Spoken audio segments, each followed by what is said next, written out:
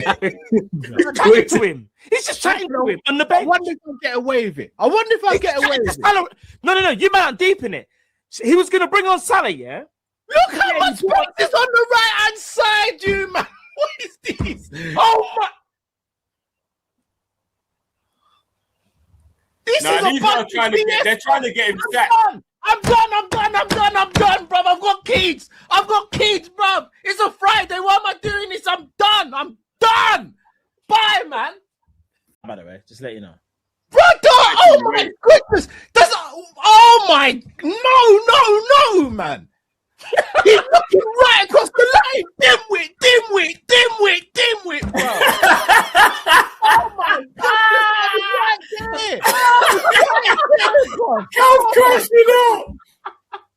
Cal's crashing up. Bobby put someone right. Oh my God. For the life of me. For the life of me. No. Man fully crashed out. Hey, man, he was at home just watching the game. Man forgot he was definitely on coffee. What did you? All right, mate. Please. What did You're you the make? biggest back of Arsenal. What are you going to say today? I praise. Are you going to congratulate us for being top of the league? Because you do every day show about Arsenal, guys. Arsenal, yeah. Damn.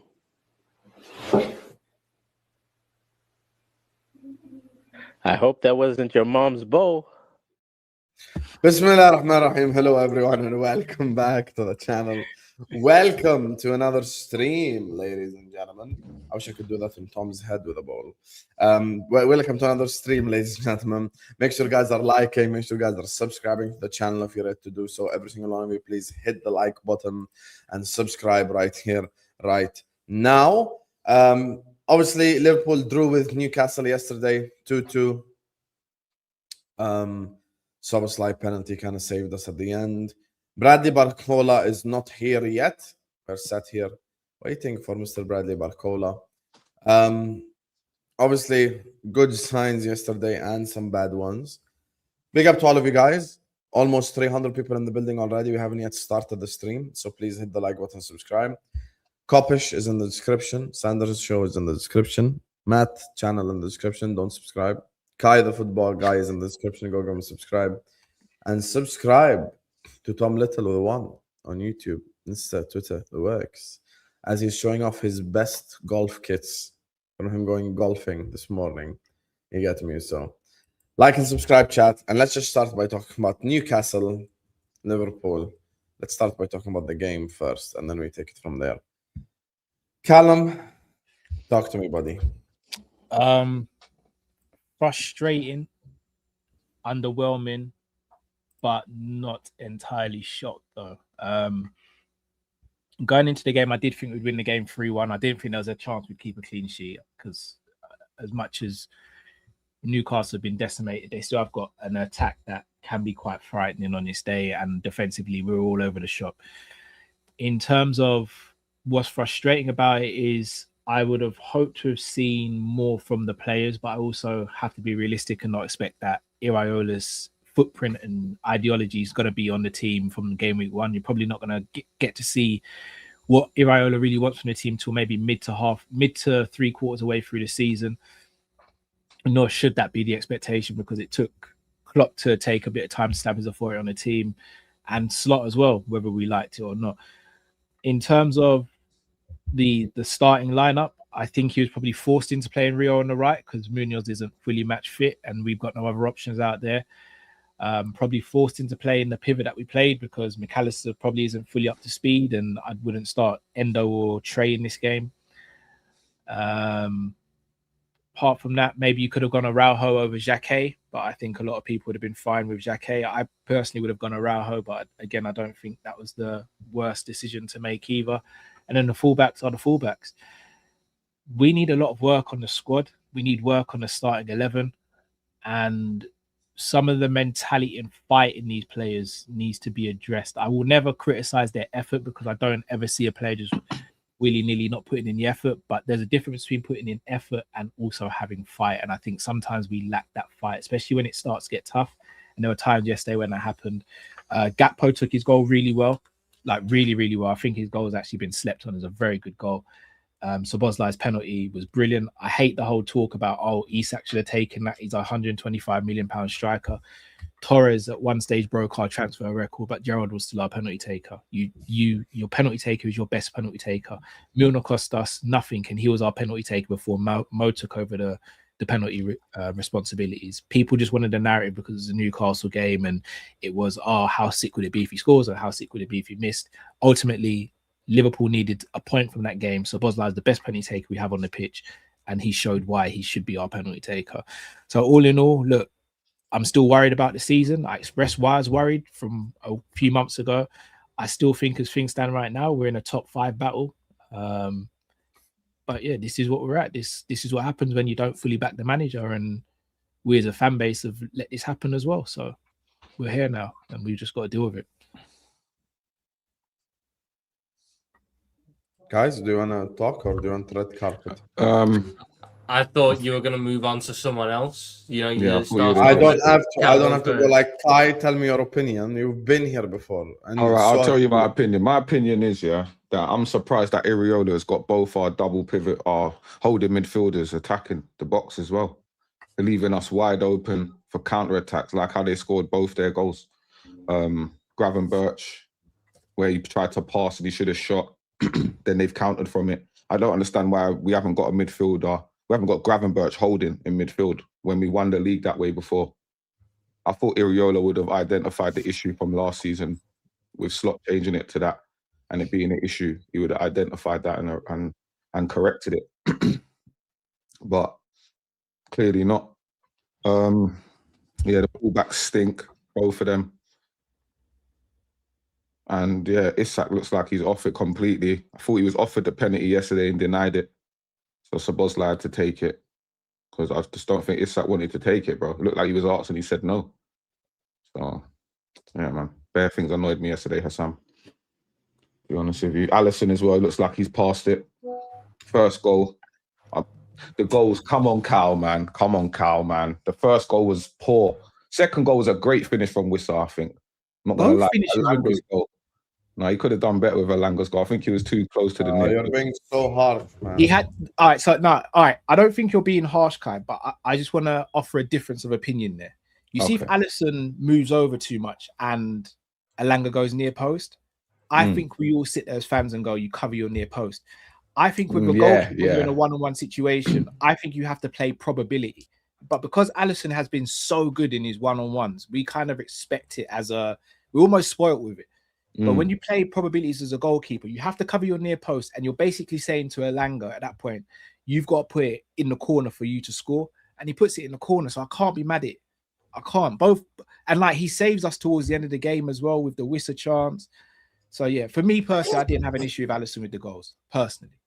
I mean, I would sit there with that one and go, I'd like him to come off his line just a little bit and close the angle down. But I agree, he shouldn't be moving over to his right because you open up the near post there.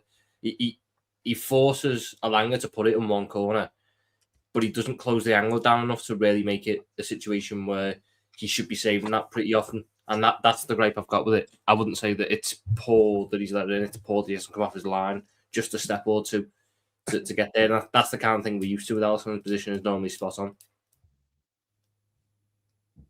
Yeah.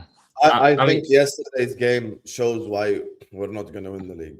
Very simple. Oh, 100%. So this notion that we're going to win the league, Drifty, Tom, Jamie, we know all the crooks online that said that we can win the league. We can't. We just can't win the league. Let's stop lying to each other. I'll be honest with you. I think Arsenal would have beaten that Newcastle team by 3 goals. Like, they're stripped naked. They ain't got no one. Arsenal going to walk this league. And you know, it's very funny because I know people come here and go like, "Oh, but you guys blamed Slot last season." There was no tactical error in the game yesterday. The only one playing out of position was Rio Gomoa right wing, and that was by force because we don't have a right winger anyway. It's not like he wanted to do that. We were playing all players in their correct positions. Kirkas and Frimpong overlapped all game. They didn't underlap for the most part. They were overlapping. They were in their natural position. They both attempted 7 crosses, and only one of them was accurate. This is the reality. Was Kirkas and Frimpong in a position to play in a pass? Were they in a position to create a chance? Yes. And they both didn't. Florian Wirtz, I'll be honest with you. We hugged you and we showed you love all last season. I can't do another year of hugging. I'm going to be honest with you. I do shows with rivals. I do shows with Liverpool fans. I do solo shows. We speak to the audience. We can't come up here and create excuses. I'll be honest with you. Nothing that Wirtz did yesterday, Curtis Jones couldn't have done. Literally. Everything. Like if I put Curtis Jones in Wirtz's position, Curtis Jones would have done everything Wirtz did anyway. Like you look so good on the ball, bro. All the technique merchants would get like they would get a hard on watching you play football. All the technique merchants, because it looks amazing and it's just, but he's doing nothing. Every time he picked up the ball in pockets, he was right behind Isak. Iraola didn't play him left wing. He didn't play him right wing. He didn't play him false 9. He was right behind Isak. No creativity, no 1-2s, no chance, no passes, nothing. Gravenberg, I'm never going to get gaslit by Kopish again or by Tom Little that it's not as bad as you make out when it comes to passing. This guy's passing is dog shit. It is. For the first goal, I want to understand like what goes on in Gravenberg's brain. You have the ball in the final third. There are 4 red shirts, and you give it to the one Newcastle one. We went from we should have scored a goal to Gravenberg giving it to a Newcastle player. Oh, and guess what? The second goal started from Gravenberg back heel. If anyone says Gravenberg is an 8 or whatever, you don't know ball with all due respect. Because Gravenberg this guy can't pass to save his life. Gravenberg is good at shimmy and then run 50 yards and then do the obvious pass anyway. How many times have you guys seen this where Gravenberg gets the ball, there's a guy to his right, 5-yard pass, and it's easy. It's very basic. The ball moves quicker than the man. Basic rules of football, we all know. The ball moves quicker than the man. Gravenberg tries to dribble 30 yards and then pass right anyway. Why did you just waste 35 seconds of the game for no reason whatsoever? Szoboszlai, decisions in the final third were poor, but for the most part, I ain't got nothing bad to say against him. Isak, I don't think we created them any clear-cut chance. What about the second goal, though, Hassam? Don't you think Szoboszlai and Wirtz were like beaten too easily by Wissa? Way too easily. Way too easily. That needs to be brought up, bro. Should have grabbed his Yellow shirt. card Fair enough. Maybe I'm being too nice with Szoboszlai, but at the end of the day, I feel like because he gave us so many moments last season, I give him a bit more leeway. But Isak, I just feel like we didn't create him enough chances. I feel like if we do create him chances, he will score. Gakpo scores a goal from 35 yards and then does all the basics wrong, as usual. You know, Ryugo Moa was basically castrated playing on the right-hand side. And the centre-backs, Jake was very impressive. I'll be honest. I think Araujo was impressive when he played as well. I liked both of their performances. I don't think I had no problem with any of our new signings. Munoz came on and took risks, which I love. And basically he was effective. He was effective. Xhaka and Virgil were way too passive yesterday. Especially Virgil. Especially Virgil. How much do you give him player ratings? How much do you give him player rating? Would I give Virgil player ratings? Yeah. I'll actually tell you.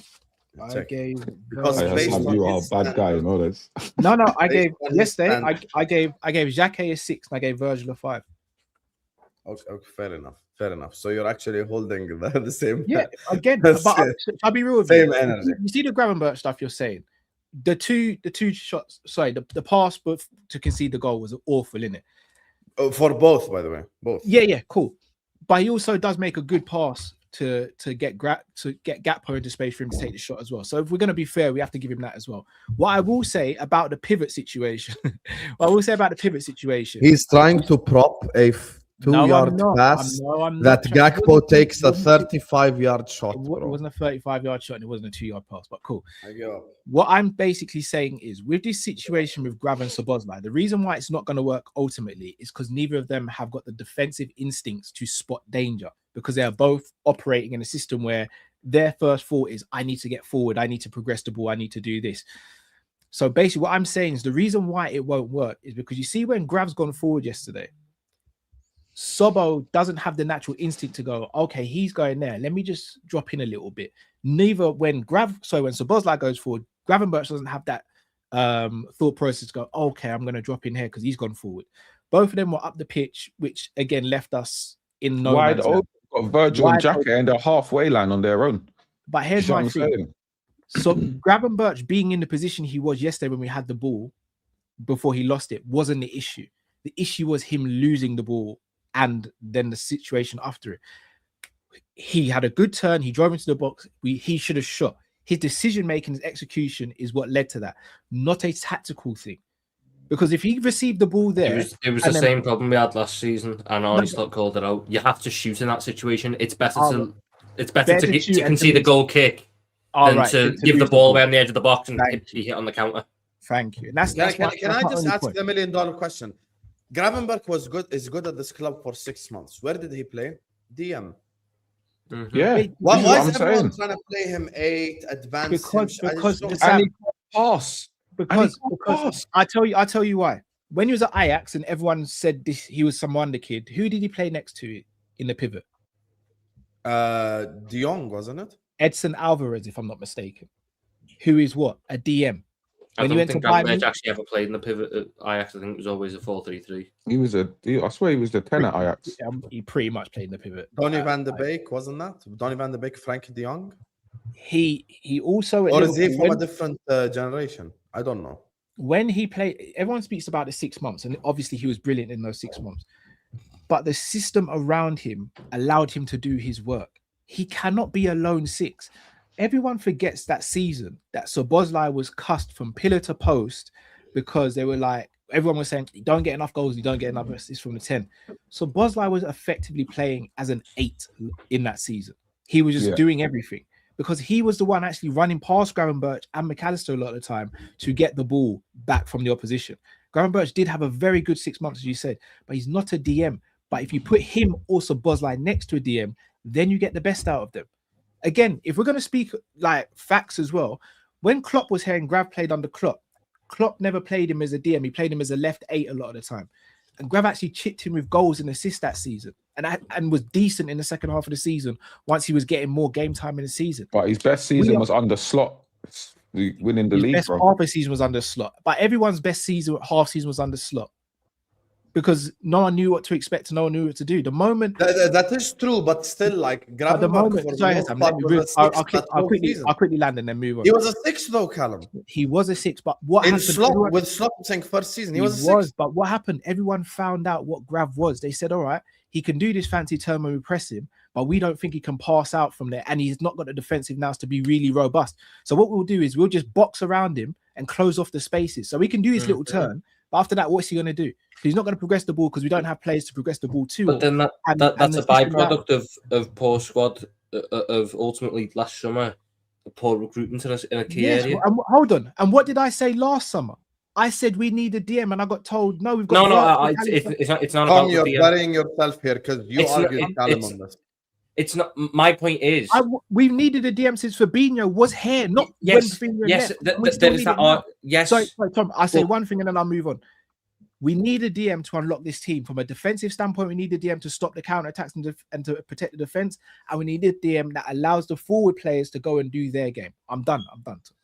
We need a right back that is comfortable on the fucking ball. We need a left back as well, but we're not getting both. We need a right back that is good on the fucking ball. That was that's why Gravenberch. That's one of the reasons why Gravenberch is so easy to stop. Trent. Yeah, well, Trent's the best in the world on the ball. Him and Hakimi.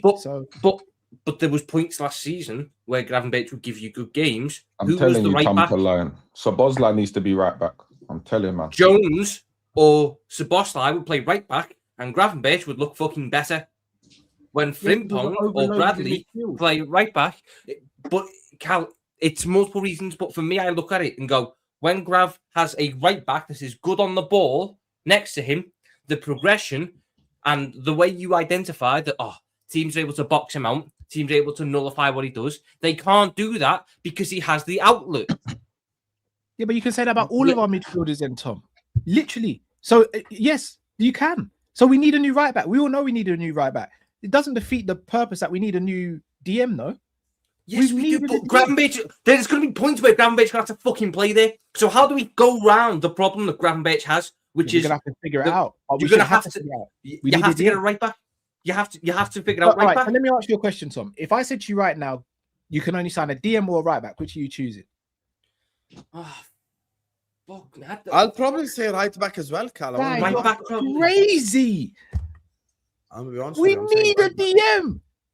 Cal, we need both. We need both. No, we do. But which do we need more? A DM isn't this. It changes his whole team. A right back changes his whole team. Did you watch fucking Frimpong yesterday?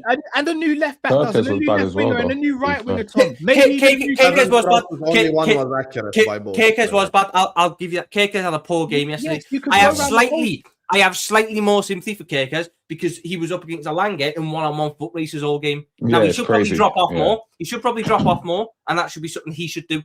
But he's up against the third fastest player in the Premier League. Jeremy Frimpong was up against the most ready-salted winger the Premier League has in Harvey Barnes. He's not the quickest. He's not the strongest. He's not the best at dribbling. He's not the most skillful. He is the most average at everything exceptional at nothing. And Frimpong was stumbling around trying to keep up with him. Tom, do we need a DM more than a right back? Yes or no? Cal, I'll be honest. We need a DM more. We need a DM more. I'm not playing semantics. We need a DM more. Who cares what we need more? I know we need both, but you're going on to the right back saying we need a better ball player. We all know this.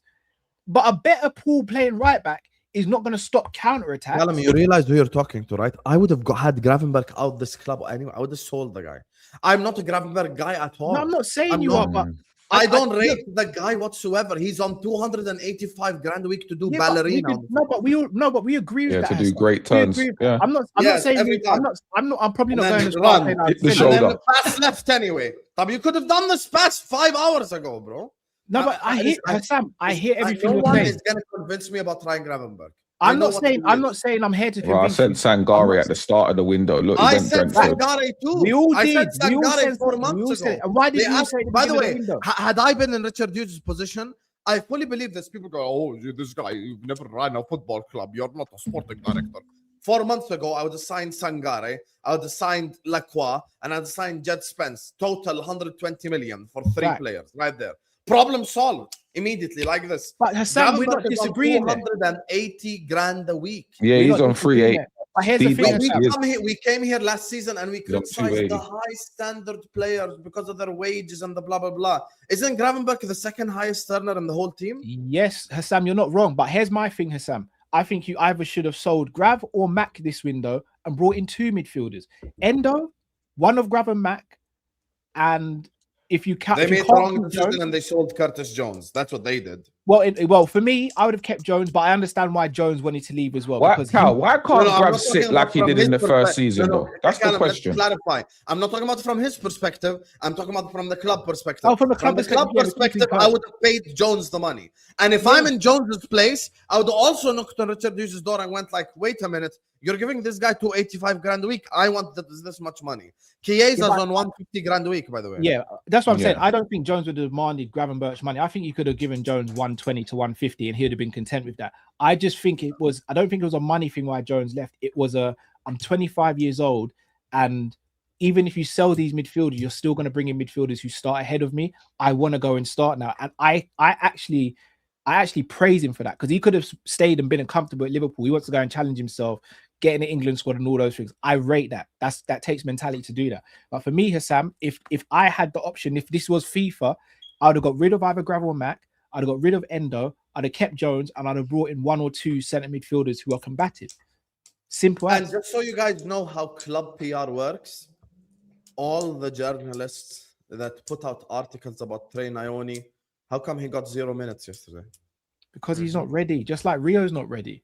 Just like Rio's on the right though as well. He just looks lost out there, Cal, man. I don't understand why the manager's persisting with this. All right, so here's where I feel sorry for the manager though, Kai. I want to buy right wing, so I don't get the fucking point. Who yesterday could have started right wing? Munoz could have started, bro. He's not. How's Gakpo match fit? How's Gakpo match fit, but Munoz isn't? They both come back at the same fucking point. Sorry, Tom, did Gakpo play in the World Cup? Yes. Yeah. Did he play minutes in the World Cup? Yes, he played. Did he He have played an more injury? minutes than Munoz. He played more Yeah, minutes than did he have Munoz. did he have an injury during the World Cup? No. Okay, so Munoz had an injury during the World Cup, played 0 minutes in the World Cup, Yeah, and he has doesn't had really what, play. like Don't a drown week? on this point. Don't drown on this point, Tom. You know, don't drown. Like, please. come on, man. What? I genuinely, like, how is this even? I had this debate on Cobbish yesterday. I genuinely don't understand how this can't make logical sense to people. He has not played any football apart from a couple of preseason minutes, but yet he's meant to start right wing against Newcastle, where you're going to play at least 60 minutes. Come on, what are we doing here against fresh players?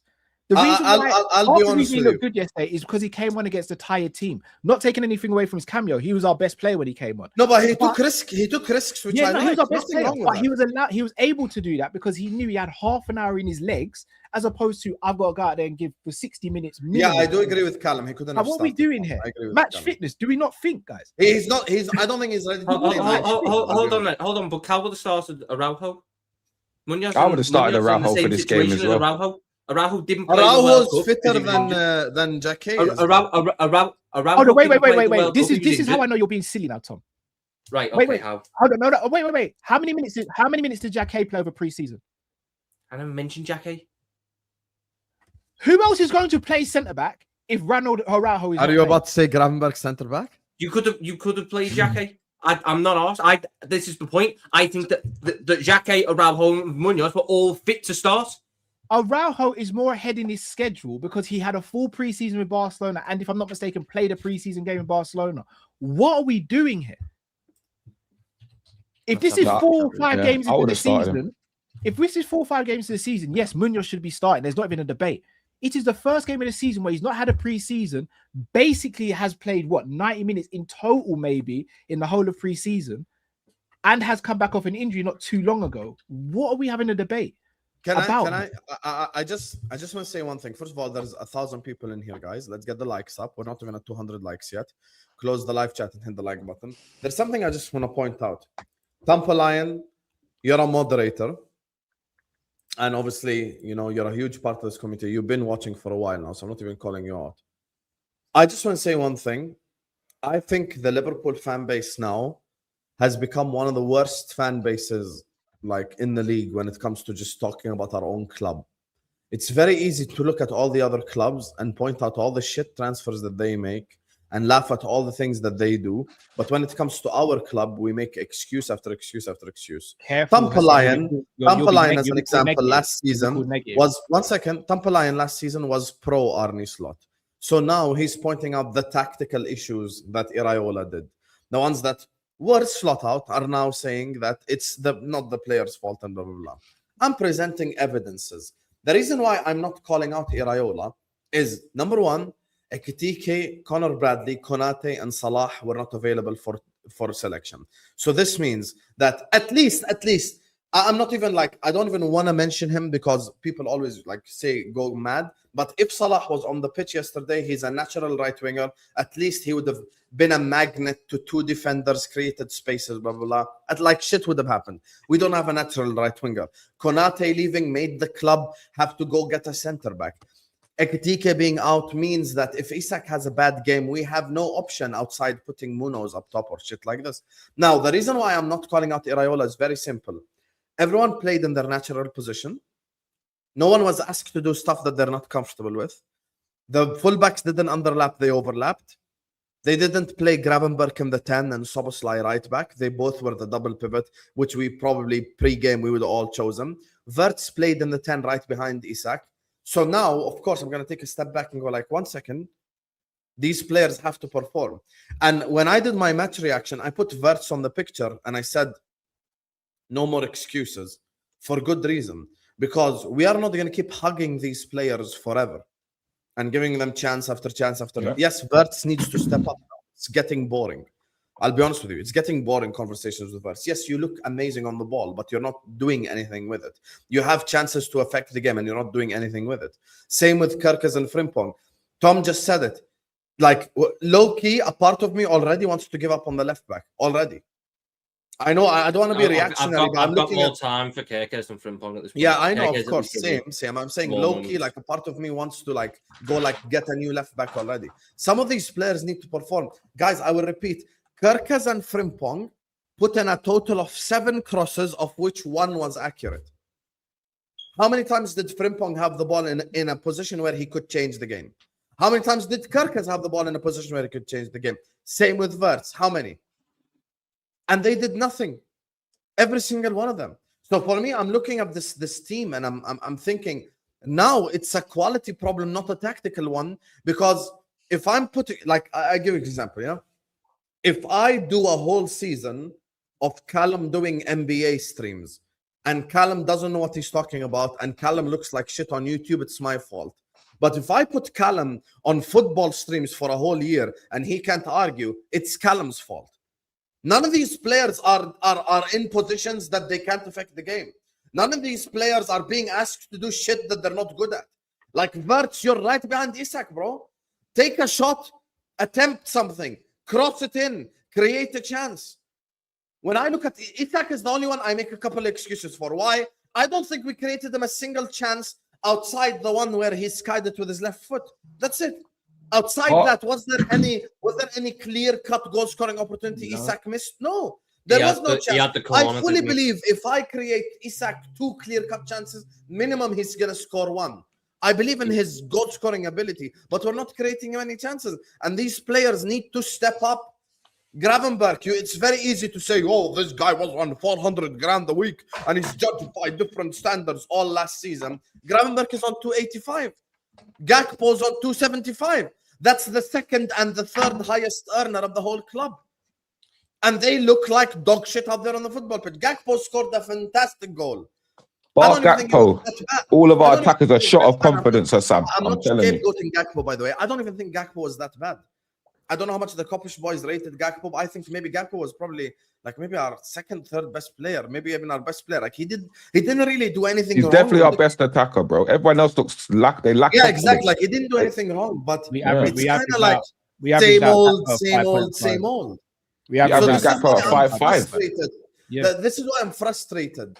We gave a guy. We gave a guy that can't build all the things he needs. Yet we're giving a guy that can build scraps to work with. Yet again, just get Iraola the players that he needs. It's just boring. And by the way, Minteh doesn't change anything that happened yesterday. Legit, he literally doesn't change a single thing that happened. We'll agree to disagree. You literally saw what happened when you brought on a quick winger who can run at the fullback. That's not Rio's game. Rio against Lewis Hall, he was always going to struggle because he's not quick. He's not lightning quick. So he's not going to be able to burn past Lewis Hall. He's going to have to try and beat him with trickery, which is a lot harder for him to do, going from right to left. Minteh has lightning quick pace and can beat his man. We saw when Munoz come on, who can do that. What happened? Lewis Hall started to look uncomfortable. He started to look a little bit rash. Munoz got a little bit more joy out of him, and then he won the penalty. So if you had that for 90 minutes, it is a different argument than what you had. He does change things. Now, I'm not saying he's going to be the difference maker in the game, but you complain about chances created. Minteh puts in good crosses. Minteh creates from wide areas. He can create for the striker that you're saying we don't create for. These are things that matter. When you're looking at what happened on that right-hand side yesterday, I have a lot of sympathy for it. He's not right wing. He hasn't been that yet, especially against top fullback like Lewis Hall. Against weaker fullbacks, it can work. But against Lewis Hall, who's one of the best fullbacks in the Premier League, it's not going to work. So a guy like Minteh does make sense there because we saw what happened when you had a guy like Munoz there. That's why, to me, I'm seeing it makes sense. But I'm looking at yesterday. My focus is on the same problems that were there last season, which is the fullbacks lacked technical security. Do you remember in the 30th, like it was like in the 30th minute, we're on the attack. We've got Isak making a run on the back post, Wirtz on the edge of the box, Rio's in the half space, and Frimpong goes to put a cross in, and it fucking rolls 5 yards on the ground, and the Newcastle player intercepts it, and then they try and hit us on the counter attack again. We're committing so many plays forwards because we don't have anyone who's willing to stay back. We don't have the progression from deep to the point where We're losing the ball and going into 3-on-3s every time.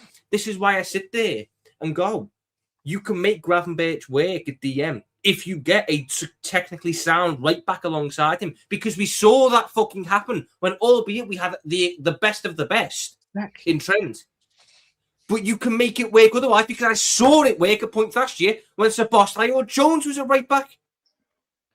I'm telling man, Szoboszlai right back's the best option. That doesn't remove the fact that you should buy a DM because you need another option there. But you're going to have to play Gravenberch at DM at points this season. So how do you make it work? You make it work by buying a right back who is technically secure. Look at the fucking Newcastle right back. He was fucking great yesterday. He was great. He cost 30 million quid from Benfica. He looked fantastic every time I got on the ball. If our right back looked like that, if our right back was comfortable like that, it's a different game. If players were more comfortable like that, it's a different game. If players have more discipline, it's a different game. Certain things like that are what frustrate me in that game.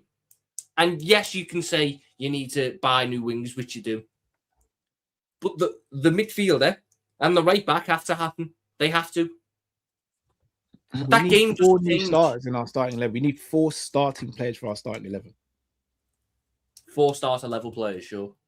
No, we need 4 starters. We need a new right back, a new DM, a new left winger, and a new right winger. We need 4. You need 4 starting level players. They don't all need to start together. Well, I'm telling you now, I'd put Szoboszlai right back and buy the other 3. I think Szoboszlai midfield stinks, guys, man. We see them in the 10. We bought Verts.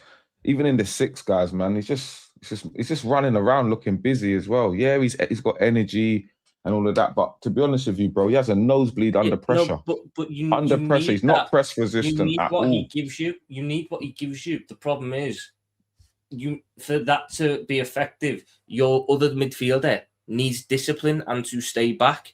Why the fuck, in the 4th minute of the game, was our double pivot the 2 most advanced players in their box? Because that is their nature. That is in their nature, Tom. They are always going to revert to that. That's their nature. But then this is my... Why the fuck wasn't Gravenberch doing that in the first year? What was happening in that first year that made him not do that? That we lost it? It was all new. It was all new. It was all new. Man got his money now. He's comfortable. No, it's not even about the money. When teams start to figure out what's going on, they adapt. No, but can you understand my frustration here when we're talking about in the first 6 months, Gravenberch did what we need him to do, and now you're saying to me that because teams figured him out, he decides to abandon the fucking position? No. I'm not saying he's abandoning the position, but again, let's not act and forget what we also had in Slot's first season. Robbo, even though he wasn't at the level that we thought he was still good enough at, is better on the ball than Kirkes. Trent is the best right back in the world on the ball. We had flipping Mo Salah playing out of his skin, a Luis Diaz who was a pressing monster. Let's not forget the other players that were in the team. Because let's not act like Grav was just doing it all by himself. Grav was excellent in those 6 months. There were people around him by himself. But the people around him also helped to provide. He also sat. His positioning was completely different. So then why doesn't he continue to do what he did there and then amplify the issues in the other positions rather than making himself a fucking issue? If he still sits, but we are crap at build-up because the fullbacks can't do it, that's not on him, that's on the fullbacks. But he makes himself a problem when he bombs on and is in their box trying back heels when we're at 1-1. Cool. Tom, I'm not disagreeing with you, but shall I tell you what you're going to have to do then? You're going to have to play Szoboszlai in the 10 and you're going to have to drop Verts or play him somewhere else then. Because you need Szoboszlai's legs in the midfield to cover. So put him left DM. But sorry, am I the only one who saw yesterday when the teams were attacking us? Grav wasn't physically able to get back. Exactly. That's my whole point. It needs to just be dropped.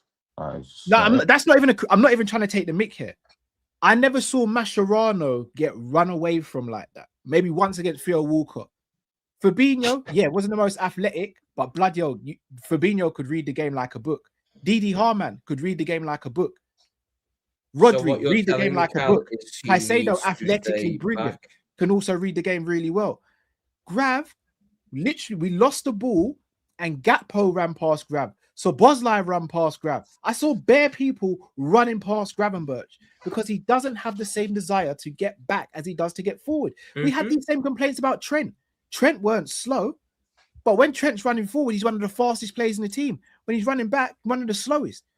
Yeah. It's a mentality and a switched onness that we don't have from a defensive standpoint because they are not natural in what you're asking them to do. So if you're asking someone who's not natural to do something that's unnatural to them, eventually those things are going to show out. It always happens. Hence why I always say I don't want to see these square pegs in round holes. Hence why I said I don't want to see Szoboszlai right wing. I don't want to see Frimpong right wing. I don't want to see Frimpong right back because he's not a right back. He's not a right wing. He's a right wing back. Kirkes, I don't know what Kirkes is at the moment because 1 minute I'm like, oh, cool, he's getting it now. He's now becoming a left back. And then yesterday I'll see him playing. I'm like, this guy literally is trying to be Alberto. Monts was right. No comment. Szoboszlai. If you deny that you thought that during the game, you're a liar. I'm not. I thought that. Sam, as I was watching the game, I said, yeah, Monts was right. Yeah. I'm not denying it. I'm just saying no comment in it because that will incriminate me. I'm just saying no comment. Szoboszlai leads a one-man press to the right. But how many times did we see Lallana from the same position lead a press? But what did the rest of the team do? They followed suit and they started closing off the angles. Yes, it's frustrating that Szoboszlai does it by himself and it looks like he's just going rogue. But really and truly, what the rest of the players are meant to do is go, okay, he triggered the press. Let's get on it now. Who's over there? But no one else does anything. They just all stand still and jog and passive. Yesterday, the first goal I can give a blight to. You see the second goal? Virgil van Dijk has got to engage with flipping Wissa. He has to. The moment Wissa gets away from Szoboszlai and Wirtz and none of them pull his shirt, Xhake's got a man who's running next to him. Flipping Kirkes is marking a man. Virgil's free. Go and engage the flipping tackle. Because one of two things is going to happen. He's going to skip past you, which will still slow him down. So one of three things. He's going to still skip past you, which is going to slow him down, but cool, it is where it is. 2, you're going to take a foul and it's going to stop the attack. Or 3, you're going to win the ball back. He did nothing. He stood there and did nothing. So yeah, we can crash on the midfield. But if you're meant to be the big bad Virgil, I don't want to just see you backing up all the time. Pause. Go and engage when you need to engage. But that's what his man's doing, though. It's not even a pause. That's what man's doing. Saying. It's a whole team thing. I can't just sit here and say it's all Grab's fault. It's a team thing. It's a hierarchy thing. And this is why I agree with you, Cal, when you said that I would have started Araujo as well. He's much more aggressive naturally. He's, you know what I'm saying? He would have approached me. I'm sorry, though, but that second goal, again, I understand that you might want your centre-back to be more aggressive there. I think it's a catch-22. If he dives in and he misses it, and then they score off that, you're all fucking made on him. He's backing off going. I live with that. I promise you, he's getting made. No, you might not be doing it, but I promise you, Cal, you know as well as I do. If Virgil van Dijk dives in on Wissa and Wissa skips past him and then scores, they're grilling him. He's getting grilled everywhere. That whole situation's on Wirtz and Szoboszlai. The problem with that one, there are 2 problems. One is Wirtz and Szoboszlai, neither of them tactically foul him, which I don't get why we've never fucking done that, and that confused. Because we don't have a DM who's natural at doing that. No, but Cal, you think Fabinho's letting someone run away like that? Cal, he's getting chopped. We've been like that. We've been like that for years, though, Cal. Even when we had Fabinho, there was times where we'd let them go. There was Fabinho and Gini not letting a man run through the midfield like that. Cal, I'm not being like that. Even Gini. There was points where you're sitting there going, "Why aren't we doing that?" But the one player who's got away with that in every team, but Tom, the one player who we're not focusing on, Fab are not letting that happen. Mm-hmm. Fabinho got so many yellow cards at Liverpool, never got a red card because you know why? Because he's like, I'm gonna take the yellow and then I'm gonna chill for it. Where is the right back in this goal? By the way, I'd love to ask about that. Right, no, but it doesn't matter. He beat 2 midfielders and they were right there. No, but you have to because this is what people aren't focusing on. Look at fucking Willock when he gets the ball. Frimpong's behind him and lets him cut inside. He doesn't at any point try and get back goal side. And Araujo, and Xhake also doesn't engage with Willock either quick enough. Yes, they're both at fault, but they're not the biggest culprits here. The biggest culprits are Szoboszlai, Wirtz, and Virgil van Dijk. Van Dijk did nothing. I can't because I don't want to get your channel demonetized or get a copyright. Please, Tom, when you get a chance, go back and watch the replay of the goal. I'm watching it right now. Virgil does I can show nothing. it on the screen, no problem. I just show it in an intelligent fashion. Virgil does nothing. I'm gonna load it up now. Virgil has to engage there. He has to. Virgil, right. Yeah. So you what see Virgil it now. does, Yeah, and yeah, what? yeah. No, I'm watching it right now. I'm trying to understand why you want to dive in on the fucking halfway line. You fucking. He forces the ball onto Willock. He forces the ball onto Willock. We have linked around with 4 fucking blades. Just engage. Do you know Not what, even Hassan, dive when you in. get- Just when you get a engage. chance, Hassan, please You're read it. talking about the second goal, right? The second goal, please, Hassan, if you Okay, can. one sec. Here you go. I'm sharing it now. Here you go. I'm gonna do it in a way where we don't get copyrighted, okay? Yeah, so perfect. it's just like, All right, cool. Run it. as you guys know. I just need you. It's on me. I with just right need here. Hold on, wait. Right there. Grab his shirt. Yeah, Grab midfielders should take him out. Midfielders should be taking him out there. Yeah, They should that's be on taking him them out there. two. I said that already. That's on them two All from right, the jump. cool. That's why Now I'm keep saying going he was forward, like. please. Now, Okay, also now keep, he basically runs all the way to hold on, keep. here. I was gonna say keep half an eye on Gravenberch because look how long it takes Gravenberch to keep up with the action. Mm-hmm. Look at this. So where are You're you? telling me Okay. Virgil can't engage from here, no? Of course he can. Of course he can Okay, engage. Tom, He doesn't have can to I dive tell in. him He something? doesn't have to dive in. Wait. Name me one player that if Virgil goes and engages there, that he leaves free or vacates. Why can't Virgil engage from here? Why can't he force him wide from here? Because he's forcing the angle. The angle's closed there. This is the problem. He's Why done the can't right he thing. engage? He's done the right thing. He's done the right thing. Visser is playing a pass to a player surrounded by 3 players.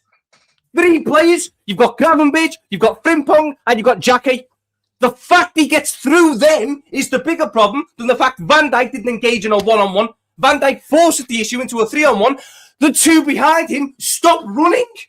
They go, oh, he's not our problem. And Jackie has went out to cover and he's left the angle open. That does not mean that Van Dijk, when you go back 5 seconds, should have covered. Those 2, Gravenberch and Frimpong, are the criminals here because they've let it. They've not tracked back all the way. You are a right back and a DM. Why are you backing away here? The criminals He's in a are 3-on-1. Szoboszlai and Wirtz. That's it. He's in a 3-on-1.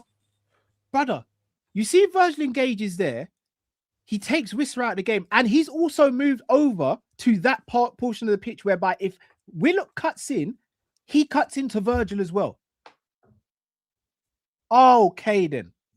If Van Dijk dives in there, you're taking Van Dijk out the game if he's diving in there. That's what's happening. He's not putting it to Van Dijk. He's taking himself out the game. And again, I don't get how in this situation you're blaming the guy in a 1-on-1 rather than the 3 fuckers in a 3-on-1 who all back off and don't do anything.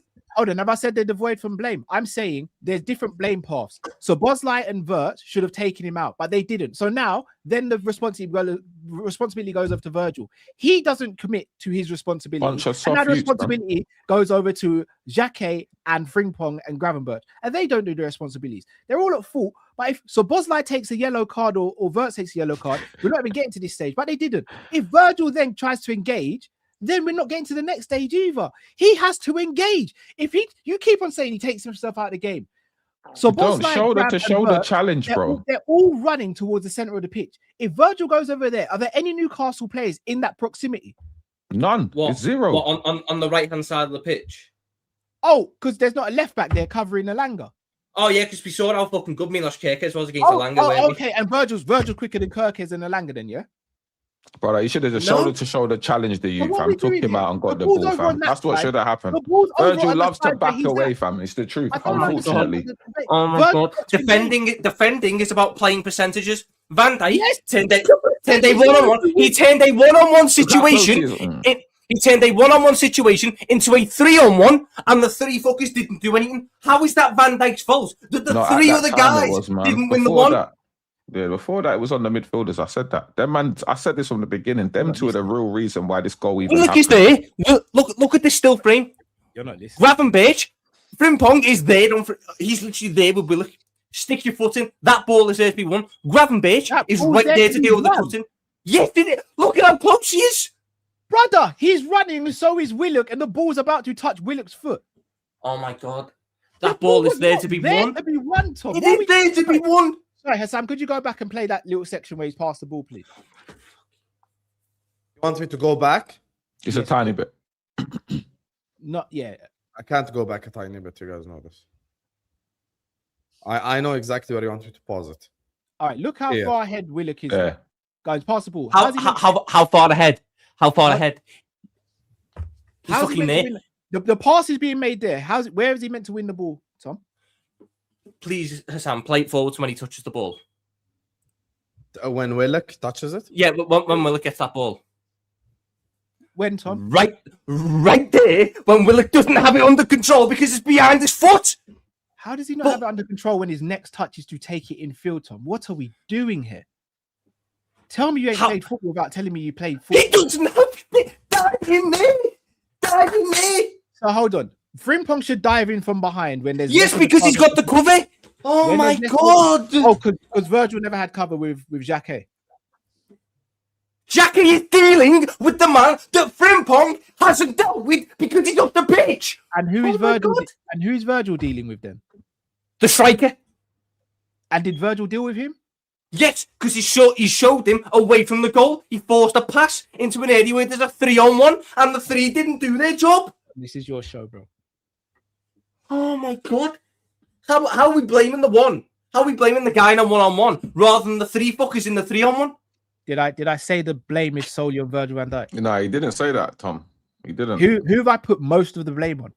Verts and The Szoboszlai. midfielders, Thank you, they Kai. should have took Thank him you for out. listening, But Kai. when you are sitting here and you're looking at the defence, when Did you're I say breaking that? this Did I say? down, Did I say the second part of the transition was Virgil's fault? Yes. said The Did I second say- part. did I- You did said I he say should the- have engaged. He should have. Yes. He should Did I have say engaged. did I say the third phase was on Frimpong, Xhaka, and Grav? Okay, Cal, so which 100%. phases are So a let me big ask a break? question then. So if I've said Szoboszlai and Verts hold the biggest amount of blame here, why do I say that? Do you know why? Because they could have stopped it from getting to stage 2 and stage 3. Yeah. Virgil could have stopped it from going from stage 2 to stage 3. So yes, the blame goes all the way down. But the biggest culprit of blame there is Szoboszlai and Verts for not stopping it right here. Yeah, Where they should have nipped it in the bud immediately. The second point of Done. blame is Virgil van Dijk because he does nothing. And then the third point of complaint is the 3 players. But at that point, do you know what, Tom? It's Do too I late. tell you why they get the least amount of blame? Because they're the most reactive in the situation. Whereas the others, they've not been reactive at all. Because you know what? So How are they fucking reactive? Bozlai and Verts should have grabbed this shirt. Look, there they're in and arm's put his length. shirt They're on. both They're in arm's length. Both of They're them. in we all agree those ones are to And blame. Virgil They're the did worst. They're the nothing. worst. They're the Van worst. Dijk is in a 1-on-1. Why is he going to dive in on a 1-on-1? He forces a Because that's what 3-on-1 you and do they as a don't do anything. defender. That's what you do as a defender sometimes. You can't just stand there and back up all the time. Sometimes you got to get your shirt dirty. Sometimes you've got to engage with someone on the pitch. Sometimes you got Van to go. Van Dijk is playing the fucking percentages game. He And turns he a played it 1-on-1. wrong. And he played it wrong. How did he play it wrong? He turned a Because 1-on-1 he into a conceded 3-on-1. goal. Bloody hell, man. He turned a 1-on-1 into a 3-on-1, and the 3 didn't do their job. A 3-on-1 should be handling a 1 You're every right, single you're time, right, and you're they right, didn't do you're it. right, You're right. You're right. Oh my God. Just to put it out there as well, though, Frimpong was on a yellow card anyway, so he couldn't dive in. Still, No, just to he say. should dive in, bro. The ball is there to be won. Everyone apart from Virgil should dive in. No, that's not what I'm saying. They should be better positioned for the 3-on-1. They should keep tracking back. But yes, in that situation where Willock, the ball is behind him and he has to throw his leg behind to take a big touch, the ball is there to be won. And Yeah, he doesn't 100%. win it. I agree with you there, Tom, as well. That's the thing. The ball is there to be won. There's too many. There's 4 or 5 times where the ball could have been won up until the build up of the goal. There are 5 culprits for this goal: Gravenberch, Szoboszlai, Verts, Van Dijk, and Frimpong. Those are the 5 culprits. Nah, it's just Frimpong. No, It's all not just 5 been of them. wrong. Cal, do you want to know who my biggest gripe is with? Gravenberch, because Gravenberch is also there from fucking phase 1. Yes. He could have also stopped it at phase 1. On top of him not tackling Willock at the end, Gravenberch is the one that backheeled it and lost it in the final third. Yeah, in the first place as well. And look Yeah. how far away. And again, he lost the ball. We're acting like Grav lost the ball in our half, you know. I'm not saying what he did wasn't dimwit, but are we not acting like they didn't run from the first phase of their pitch, 2/3 of our pitch, their pitch, to get both goals? That's why I'm blaming five players. We're really acting like Grav gave away the ball from a I'm pass. blaming five players. The part where I agree with Callum, I think when it got to ran Visa, 60 I yards. think when it got to Visa, Van Dijk should have engaged. Van Dijk should have engaged when it got to run Visa. both goals, and we're blaming the person who gave the ball away in the box the most. What about the rest? So hold on, the rest of the players just do nothing then, because in that Cal, you're massively ignoring the massive concept of you are. Check this. Hold on, Hassam. Check this. Who was closest to the ball when he shot? It was Gravenberch, right? Yes. Did Gravenberch have to run past Szoboszlai and Vert to get hold on. When he shot, it was Jackie. Oh, sorry, the person who started. But all right, so all the players that run back then, who got closest to him out of all the players that run back? Gravenberch was closest because Willock cut in. Had to run past Szoboszlai and Verts, who didn't grab the man at the point of concern and still got back in. Yeah, he had to run, they were jogging back, and they were at least 15 feet ahead of Gravenberch. Point again is, yes, Gravenberch was a stupid person for giving away the ball where he gave away the ball. But you cannot tell me that between him giving away the ball and getting it on goal, that not one of those five people could have done something. They could have done. So I can't sit here and say, "Oh, this is all on Gravenberch." No one's saying it's all on Gravenberch. So what are we doing here? Because it seems like Virgil's the one that takes the least amount of blame here for you. In my eyes, I don't think Virgil does much wrong. I think he does. I think he plays the percentages properly. He turns a 1-on-1 into a 3-on-1, and the people in the 3-on-1 all shaky. That's my thing. Van Dijk could have dived in and won it. He also could have dived in, missed it, or he could have dived in, caught the player, and then we're potentially down to 10 men. How would we be down to 10 men? Is you he just not said last there's 5 people there. How is he getting sent off in that situation? Right, you're asking Van Dijk to tackle Visser. Visser, if Van Dijk takes him, Visser is through on goal. There's a chance they give that as shoulder to shoulder. He's not getting a red card there. What? Are you telling me you've got 100% guarantee if Van Dijk missed the ball, took Visser out? Unless he punches him or kicks him in the face. Disagree. He ain't going to slide tackle there. That's a shoulder-to-shoulder engagement easily. He's getting sent off when there's so many other Liverpool players there. Virgil was ahead of him. Like, when you're asking him to take out Visser, Virgil van Dijk is the last man. Kerkers is not getting back to cover. Jackie was ahead of Virgil. Jacko was there. Frimpong was running Jackie's out wide as well. Visser's in the middle of the fucking pitch. Running back. That doesn't matter for the fucking last man, does it? Oh, so what's life there? So check this. Let me get this straight then. So Frimpong, who was on a yellow card, you're good. You want him to make the slide tackle, potentially get a red card. I don't want him to make the slide tackle. Sam, please tell me he's not gaslighting me right now. I want him to stick his foot in. I don't want him to slide in from behind, but I want him to stick his foot in where the ball is. Hassan, please tell me he's gaslighting me right now. Oh my god. You want someone who's on a yellow card to tackle someone else from behind who's running at pace? No, I want him to put his foot where the fucking ball is, because guess what? He will get the foul. Yeah. Oh my god. Tom, you're right. You're right, man. You're right. I'm on too much painkillers to be doing this. 100% Araujo stops that attack. Boom on the halfway line. I want to do these super chats where we talk about, the upcoming transfers and, next week and stuff like let's that. not even talk about Barcola again, maybe coming. Oh, yeah, it's terms agreed again. Listen, just because you're his long-lost brother doesn't mean we can't talk about him. Big up to all of you guys. More racism. That's what I'm saying, Cal, straight away. You're racism. I won't even tell you what he says behind the scenes as well. It's crazy. But it's cool. Did you not just call me Osama in the background? Nope. Yes, you did. No, what he said. You said I know all about knees exploding. That's what you told me. Wow. Yeah. I can always defeat you. I'm more toxic. Big up to all of you guys. Please hit the like button. Subscribe to the channel if you're ready to do so. Every single one of you, please hit the like button. Subscribe. Don't forget to follow me on Instagram. The link is in the pinned comment. We're at 6K followers on Instagram. Try and get to that 10K, 15K, 20K. Keep building. You get me? So, yeah, he whispered it as well, Cam. Mont was right. Kerkez has ADHD and needs to be medicated. That's what Mont said, chat. Diabolical performance from him. Can he stop putting his hands behind his back every time he needs to defend? Why is he so worried about handball? When I watch Kerkez, I think the thing that most annoyed me is his man bun. I just don't think you have the aura for it, bro. Like it's just wrong. It's like seeing Tom in dreadlocks. It just doesn't work. It just doesn't work. It's the same thing with Kirk as a man bun. I would pay to see that. Yeah, I would pay to see that too because I'm not trying to jump on the super chat, but should I tell you what it is? Kirk struggles to do more than one thing in a game. If you just ask him to defend, he's so good at it. But if you ask him to do more, he struggles. He's just called Kirk as dumb in there. No, I'm not. I'm not saying that. Yes, remember when we went to Emirates? Remember when we played Arsenal? In fact, both games last season when we played Arsenal, he was pretty much asked to do a defensive job on Saka and Madueke, and probably his 2 best games of the season. But when he's asked to do the up and down and defend sometimes, attack sometimes, it's dark. And you see what annoys me the most about him is his crossing, because he just tries to hit the ball hard.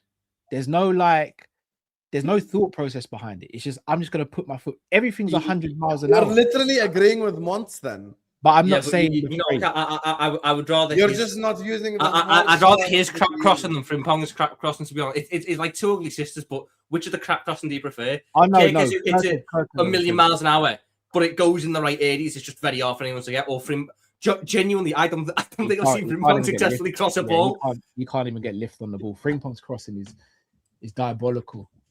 Do you remember as well in the game with Frimpong? It was the moment where he played the ball in behind. It was in the first half. It was in the first 15 minutes or so. Rio's had to track Lewis Hall all the way back because Frimpong's... and then Rio stood him up one-on-one. And Frimpong unnecessarily comes in and dives in on a slide tackle, misses it, and you play it inside when he's unmarked now. I'm sitting there going, where's the IQ? You lot all gaslit me last summer saying that Frimpong's a Trent replacement. He's the truth, man. So... And I still got told we didn't need a right winger last season because we had Salah and Frimpong. So hold that. Szoboszlai lacks press resistance, defensive IQ, and cannot shield the defense or cut passing lanes. Wallahi, he's not built to be a pivot midfielder. I think he can be a pivot midfielder, but he needs a defensive presence with him. You can't put him in because Szoboszlai is an all-rounder. It's like Elliot Anderson midfield, same exact thing. He's a more technical Elliot Anderson. Gravenberch can play 8, not DM. Leipzig, Klopp, and Slot rightly played Szoboszlai wide or high. Yet tacticals won't show that he ranks low in ground and aerial duels. Forget ground and aerial duels. I'm interested in you saying Gravenberch playing in the 8. We are still running this Gravenberch in the 8. In order to play in the 8, you need to have a certain level of attacking prowess and defensive prowess to an extent. And passing prowess. You need to be able to do a bit of both. I'll be honest with you, Gravenberch past halfway line is practically useless. Am I lying? Did I say something that's a lie? So how can I play him in the 8? We say that, but he does chip him with goals. Like when he actually he's a better shooter than he's a passer count. Yeah, he's a better shooter than a This is what I'm saying. He's a box to box. I'm not saying he's a specialist at anything, but he's box to box. The Everton game. You've had DMs before that can shoot.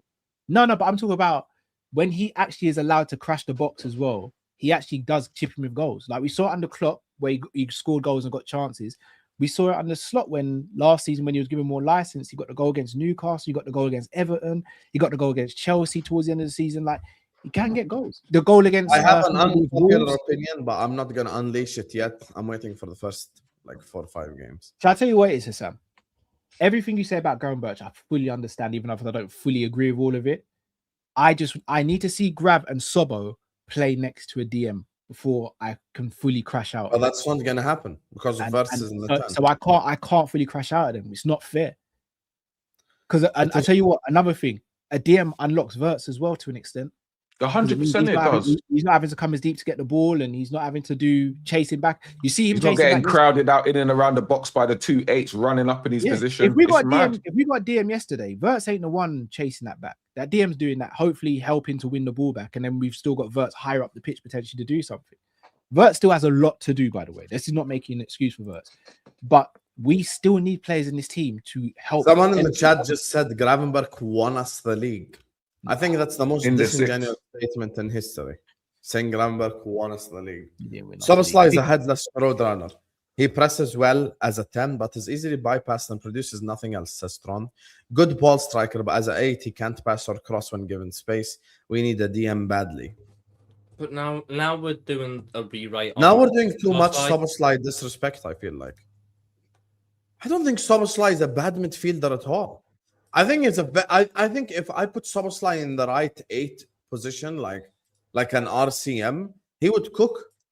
I think that's the place for him to succeed. Like even putting crosses in, the shots, even linking up play. Like I think he's good at these things. I don't think he's bad even defensively. The frustration I have with Soboslai sometimes. There was a chance yesterday where he could have played the ball through to Isak, and he turned back around and played it backwards. Now, granted, I don't expect every time. That's a tough pass, to be fair, though, as well. I'd like him to try it at least once, but it is a tough pass.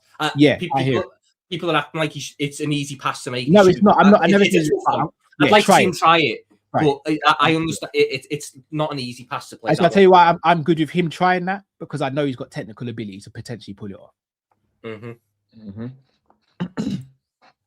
But as I said, run me. Isak made that on line breakers needed. Example, Wharton. Bro, I'll be honest with you, man. We are missing that type of midfielder. Like you're talking about line breaking passes. Yes, Wharton is capable of doing that, but Wharton is not going to make line breaking passes to Isak for the most part. Wharton's line breaking passes is going to be to Wirtz, Gakpo, or whoever's on the left hand side, right hand side.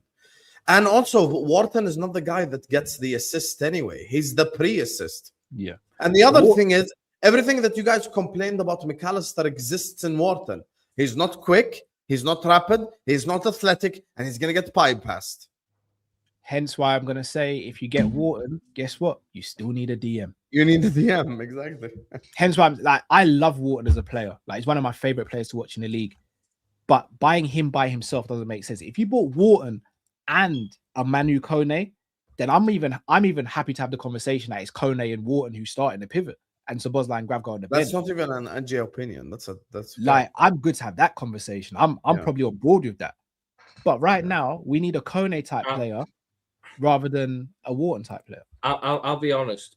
We know exactly what we need in terms of the DM. And this is the first thing I'm going to say about the manager. Do we think if we have that DM, much changes in terms of the setup? Because even at Bournemouth, Tyler Adams wasn't a guy who just sat in front of the defence the whole time. When Bournemouth attacked, he'd go relatively high up the pitch.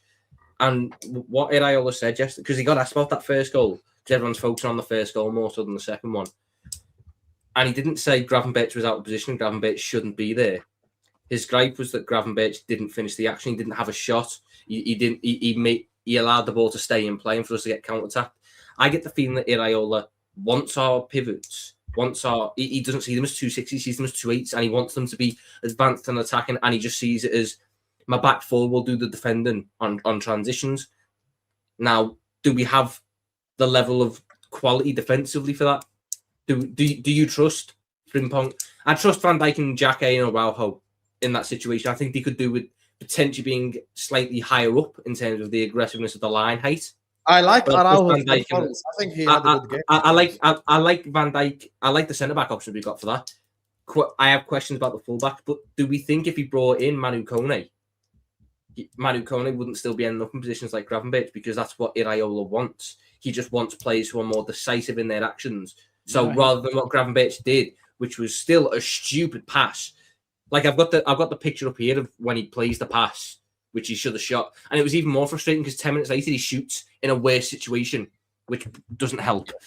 But he's got Isak making a run. He's got Wirtz available for his little cutback pass, which then could have opened up Gakpo. And he's got Szoboszlai, who is in the right half space on the blind side of Botman. He has 3 logical passes there. He makes the incorrect decision. So yes, having a DM, would help in transition. But I don't think that it helps because these guys are going to sit in front of the defence and screen. I think they're not just going to do that the whole game. Rodri didn't just sit in front of the defence and screen. There were times when Rodri got forward and helped with the attack as well. This notion of it, when we speak about DMs, I think everyone just thinks of this bone crunching tackler who just stays in the middle of the pitch and doesn't do that. Cal, the game evolved. I agree, but why did it work? Why did it work at City? But because Rodri's a special player, so maybe it's not even just that. What was City's defense looking like? Better than ours. Better. I'm asking about profiles. When was the last time City had an out-and-out fullback? a traditional fullback who's up and down. They've had centre backs who were tucked into the back line, or guys who were tucked into midfield. We don't have that. So what ends up happening is our two DMs are going on. Arsenal, Declan Rice. He's not a quote unquote DM, but blood, you don't run through midfield with Declan Rice in there.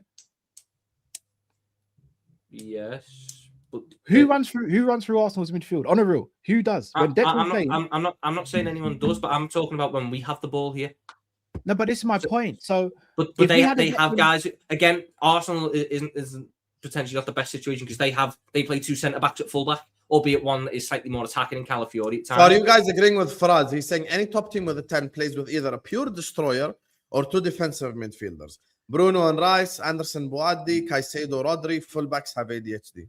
Are we saying basically? I'm saying. Are we saying to play verts we need a pure destroyer? Basically. Yes. No. I'm not even. It has to be a pure destroyer. We just need someone who's defensively minded. Yeah. So you're saying Sangare, basically. Yeah. 40 million is too late now. It could have been Boadi. It could have been Kone. It could have been. I'd even have taken a Baleba.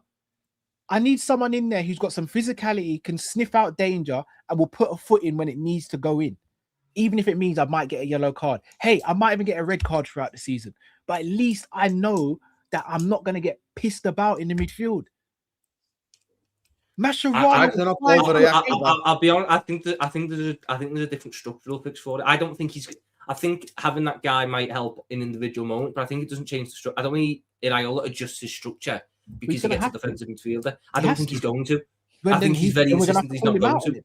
Then we're going to have to call him out on it then. No, I don't. But I think there are areas where he would adjust the structure. I think if we had, Kerkez, it could work, and it's a very big ask that it could work. But it could work with Kerkez in a sense where I'm thinking your right centre back, i.e. Iraola or Jake, is told when we lose the ball, you are being ultra aggressive and you are jumping up straight away to the 10, whoever they've got. So like when Newcastle counter-attacking us, it was Asula, Visser, who was on the wings for them? Elanga and Barnes. That was it.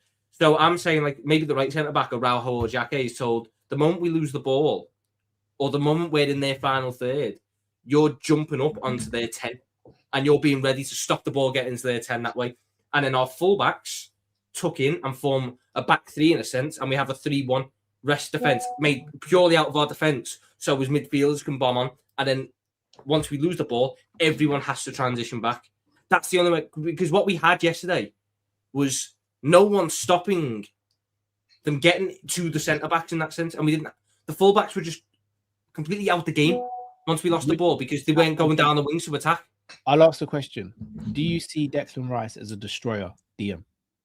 No.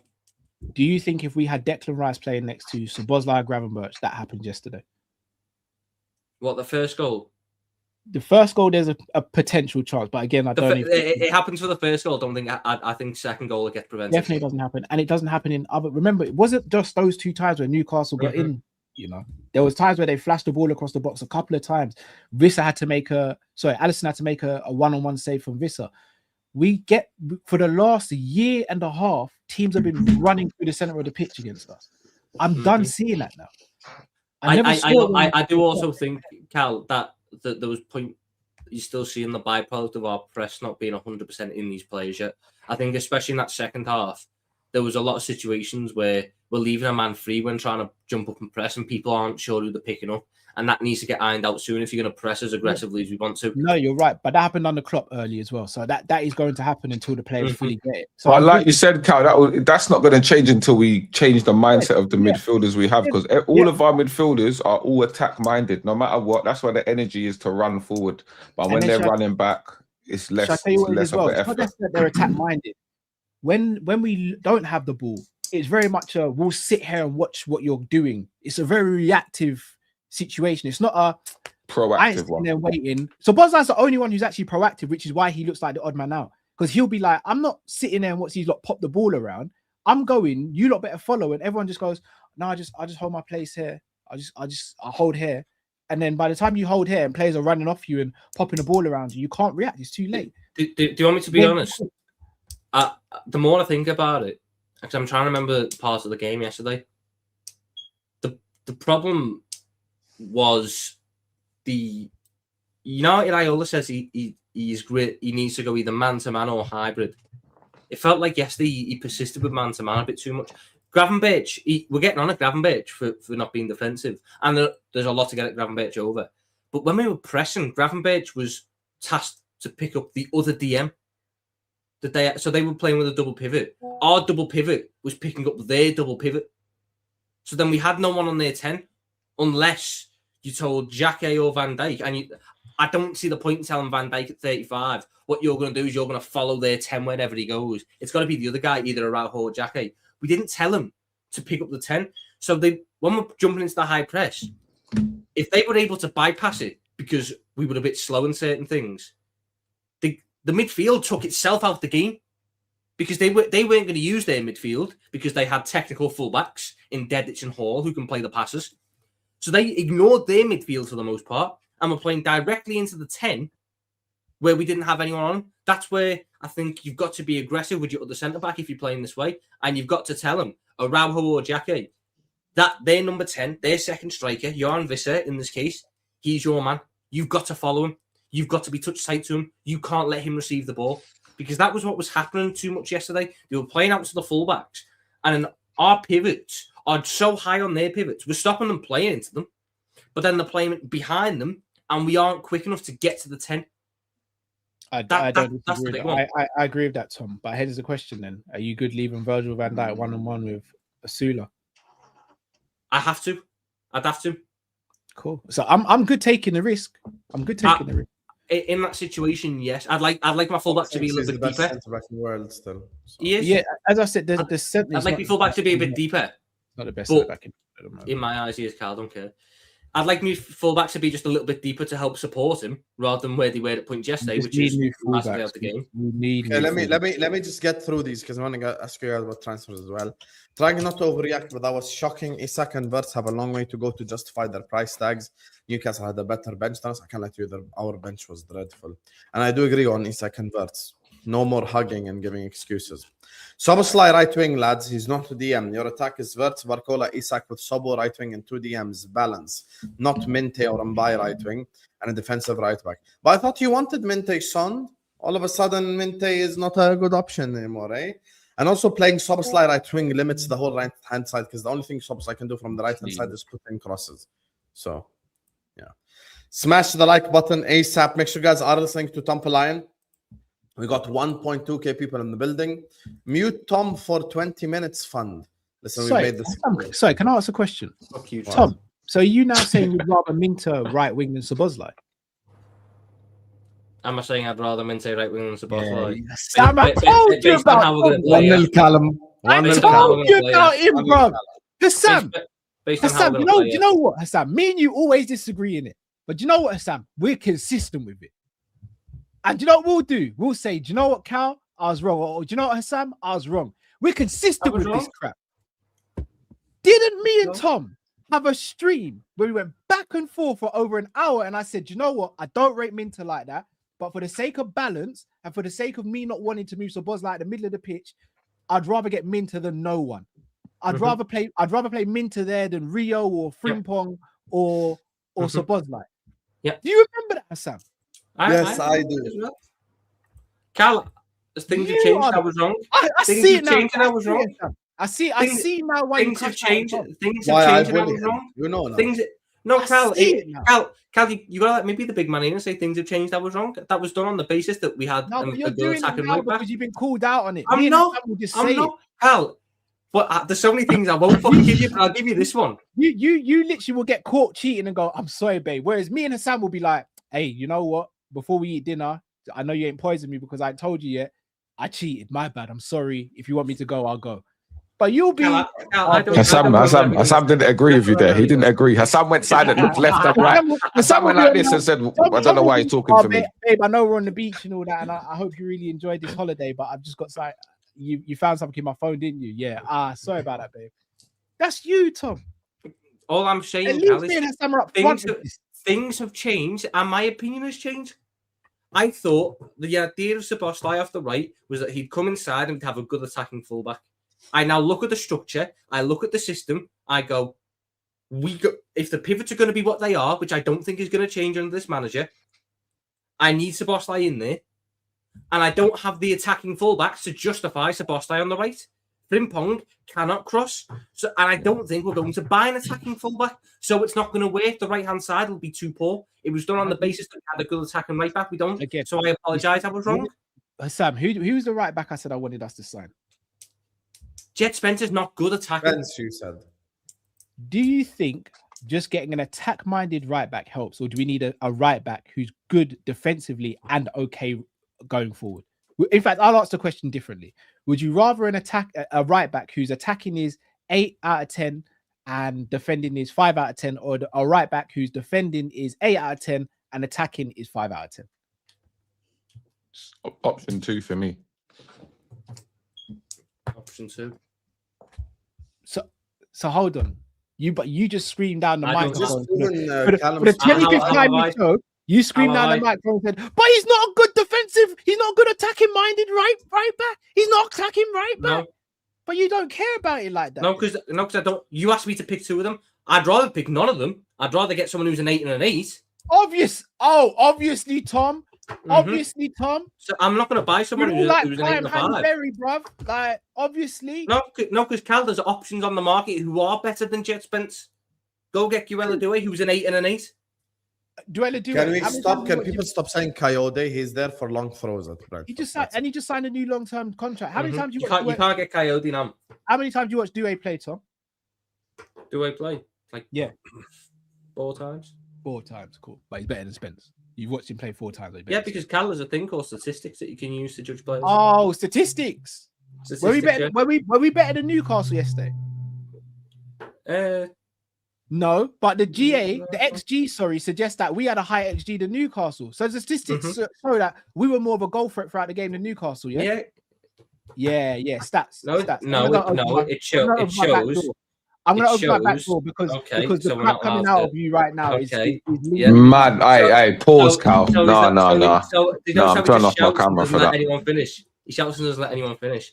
Sure, if you want to be, dense intentionally and break it down that way, XG shows that we had higher quality opportunities than them. What's the penalty worth? That's what it shows. What's the penalty worth XG wise? 0.79. Cool. Did they have a penalty yesterday? Big up to Tron, guys. Can we move on? Big up to Tron who says mute Tom for 20 minutes fun. Tron, I've said this before. Tom is worthless to me. Nothing he will send will make me mute him or anything. So yeah. Do you mean worthless or priceless? Tom is priceless. There we go. Yeah. The myth of Szoboszlai. I'm sorry, chat. I'm sorry, my bad. The myth of Szoboszlai playing in the 10 is helping to defend is a myth. When Wirtz was subbed, Wissam missed a one-on-one and a sitter. We need that DM to sit and protect. I'll be honest, I think Wirtz playing in the 10 is a bit more balanced, Stephen. Szoboszlai playing in the 10. I'll say that silently, but is more balanced. Clearly Mo Salah's fault though, innit? Yeah, he scored 2 goals in trap zone.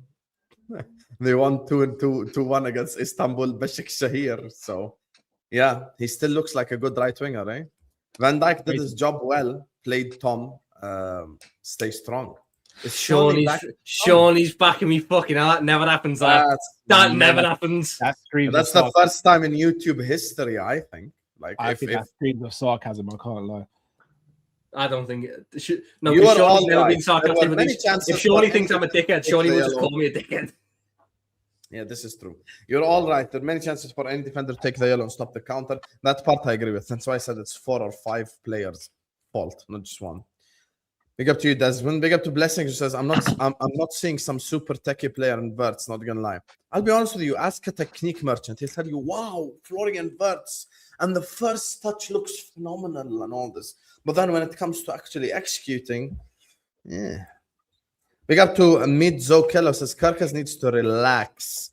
Wirtz shouldn't be that deep back to stop an attack. That's Grab and Sobo's job, to be honest. I agree with what Kanamdo said from the start. Szoboszlai, Wirtz, get a yellow there, drag his shirt down. Very simple. I mean, it speaks to a deeper issue that in both goals... Tactical foul, Fernandinho style. It speaks to a wider issue that on both goals, but when the moment we lose the ball, Verts is deeper than our two pivots. That's a deeper roost issue.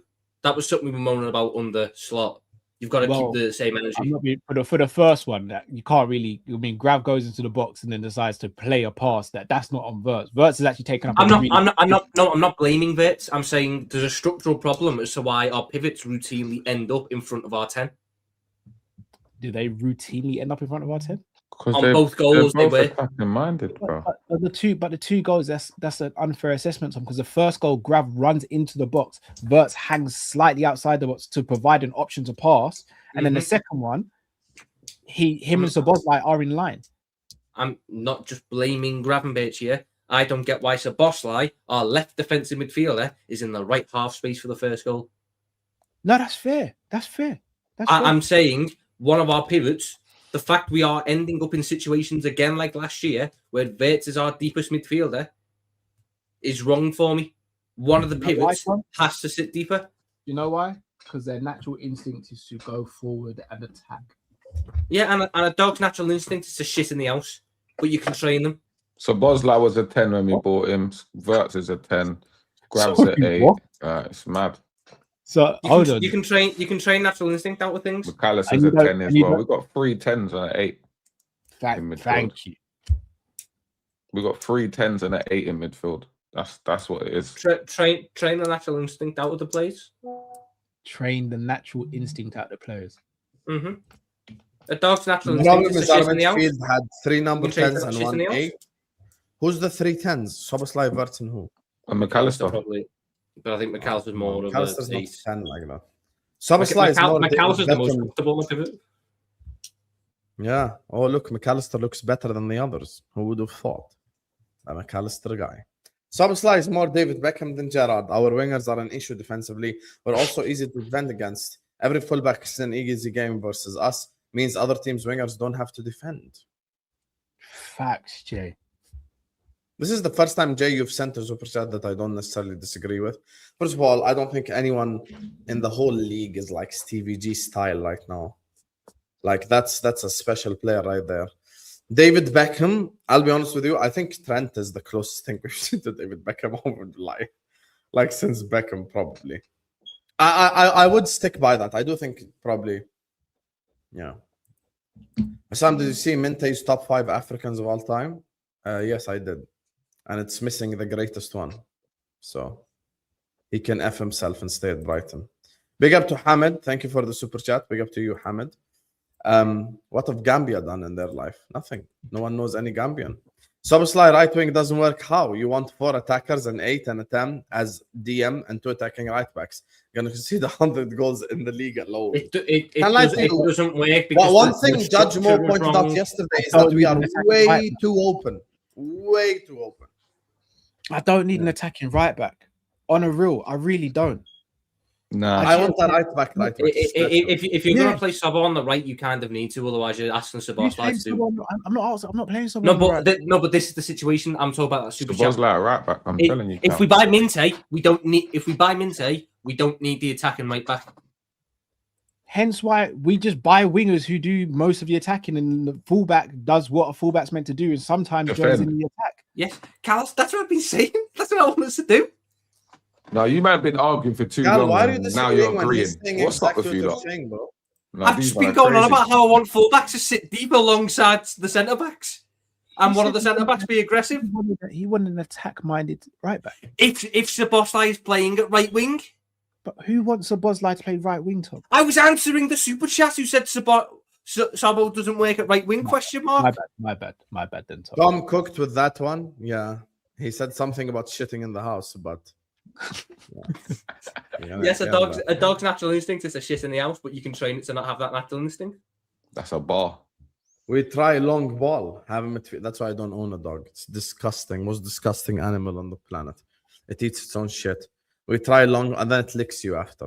We try long ball, have a midfield late runner, is what Kenneth is saying. I hear you, Kenneth. Listen, big up to all of you guys. Please hit the like button, subscribe. I don't want to keep this stream going for too long, so please just like and subscribe.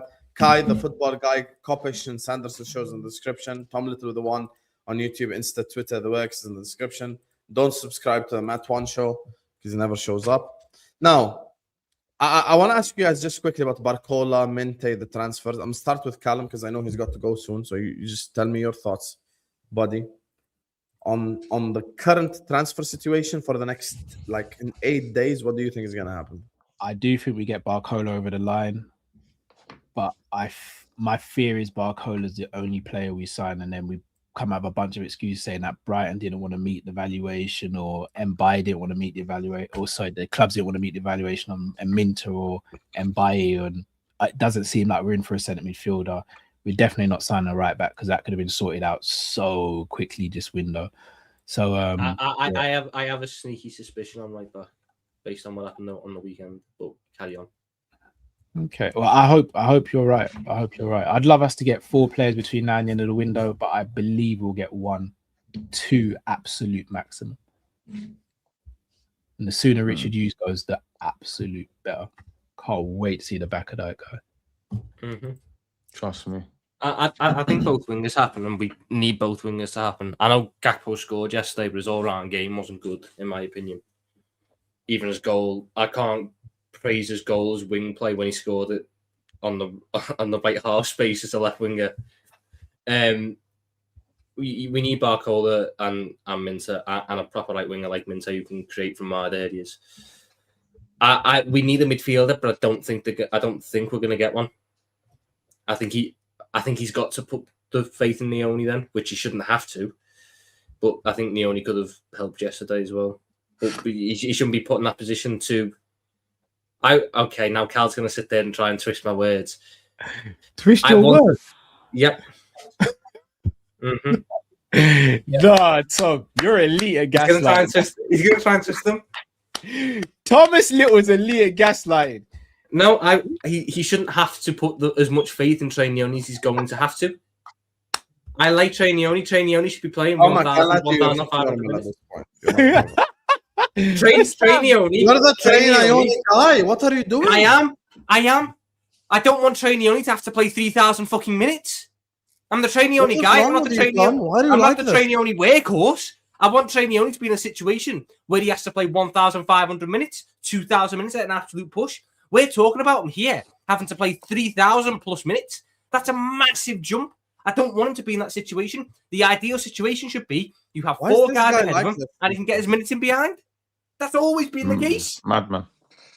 And at right back, I'd look. We've all said some hateful things in the past about certain people, but I saw the way that Jose looked at you when you played the pass that didn't come off on the weekend. Oh my word! We'll let bygones be bygones. Some water under the bridge. Dimwit. I can't do Come back, lad. Come back. Camera's off. You're right, Sam. Camera's off, man. Camera's off. Why do you like this? Camera's off, man. What do you want? What do you want? Put it full screen, bro. Speak with your chest. Start all over. Start from the beginning. Big man. Start from the start. I would take Trent back. Man plays golf a couple times and now he's a philosopher. Go on, Tom. Look, we've all said some hateful things about certain people and about the way people act, with transfers, but it's clearly not working out for him. I saw the way Jose looked at him when he played a pass that didn't come off on the weekend. Come back to a place where, you can be loved again once you admit you were wrong. You fix a lot of our problems at right back. We fix your career. You get back into, the England squad, which you seem to be so desperate to do. Everyone wins. Come back on. To be fair, Callum calls me Osama and I work with him, so I hear it. I hear it, though. I hear it. We all say back. Mm-hmm. You called them a rat.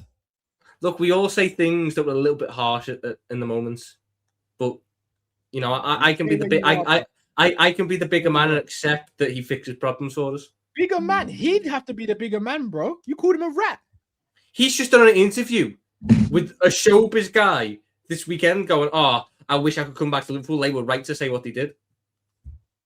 He said he could understand why they said he. They say they were right. If he understands, so he understands why I did what I did. So I'm not in the wrong here. Nice, bro. He's being nice. Yeah, and I'm being nice. Asking him to come back. You're not being nice. You're desperate. I am being nice. You're not being nice. You're desperate. You're desperate. No, I'm being nice because I didn't include him on my shortlist for right back. You're desperate. Cal, I've got other options, mate. I've got other options. What other options, Tom? Duella Due.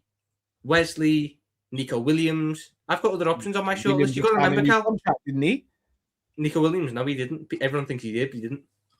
Oh, you've clearly done the research. Yes, Cal, because you'll never guess it. This is what one of my videos was about, which you commented on. I'll be honest, Tom. So I'm being nice. I'm being nice.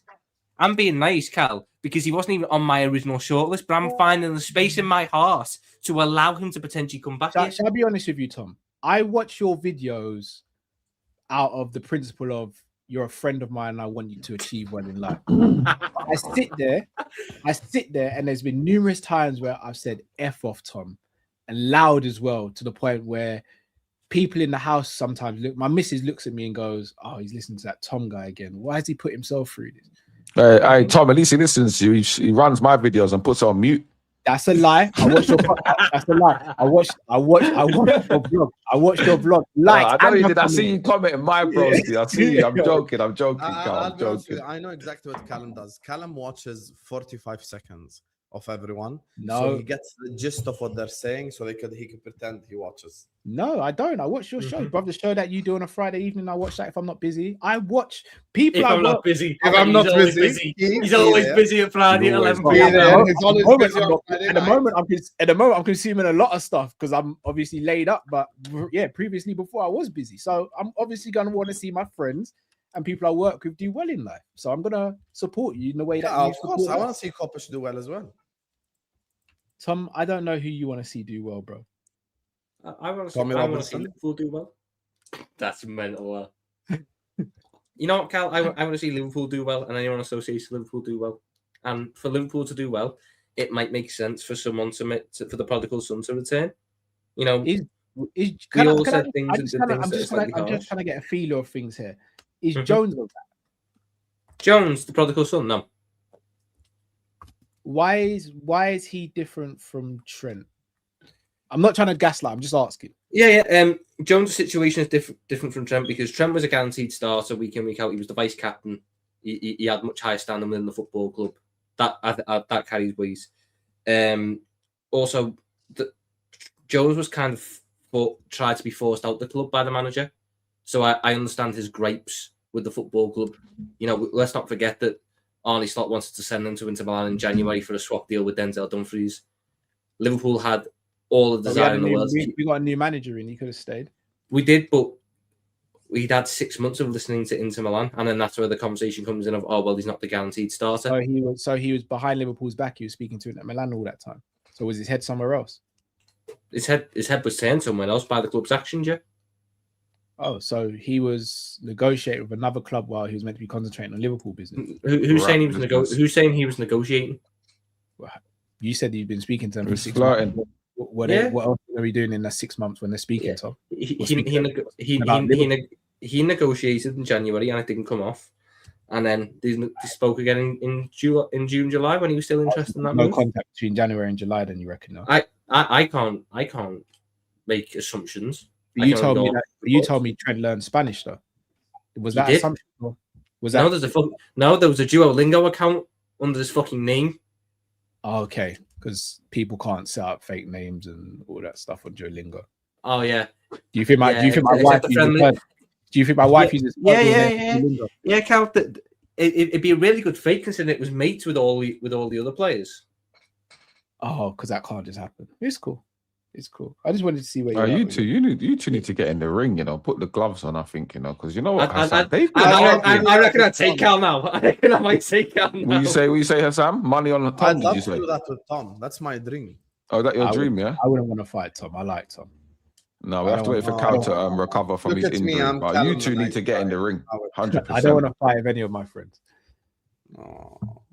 He thinks Tom is his friend. There's nothing wrong with a spar match, guys, man. There's just a spar. Man said he Tom thinks wants him out the country and he thinks he's his friend. Tom said, I reckon I'll have him. Tom in the background says go back to Jamaica and you said hold on. No way. And then Callum insults me by calling me Osama the next line. I don't know why you would not hear me say that about my lawyer. Who I still have. Wow. What are you saying, you man? Hey, Hassan, that's a good one, isn't it? Tom versus Touchline. Aye. Oh, that'll be good. Hey, that's a good one. That'll be good. Brexit v Brexit. What are you saying? Everyone versus Rupert Lowe.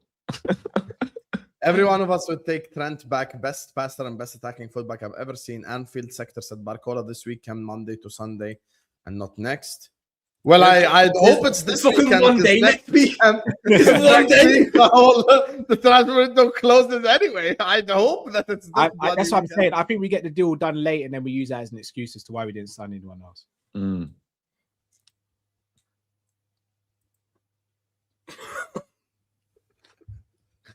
Wow. I'll read this one out then. I've never seen a man with one leg speak with so much confidence. Yeah. Crazy. I'm gonna be real. Come on. I'm gonna be real. Sometimes I just gotta take the L. I've actually got no response to that. No, Cal. It's nice to see you standing up for yourself, mate. Especially against people like that. Yeah, no, I take the L. Man said, let's give him a standing ovation. Mad thing. Yeah. Crazy. Wow, Tom, that's a horrible. No, I take the L. I have no response. I take the L. Fair enough. Callum took that to the knee. Big up to Albert who says you can trade. You can trade. I take my L. I can't do anything like that. You know what, Hassan? We finally found Cal's Achilles heel. We finally found the thing that keeps him quiet. Yeah. We found his ACL. You can train a Labrador to lead a blind man, so why can't we train one of those two indisciplined double pivots to sit when the others go forward? Exactly, bro. Big up Uncle Albert, bro.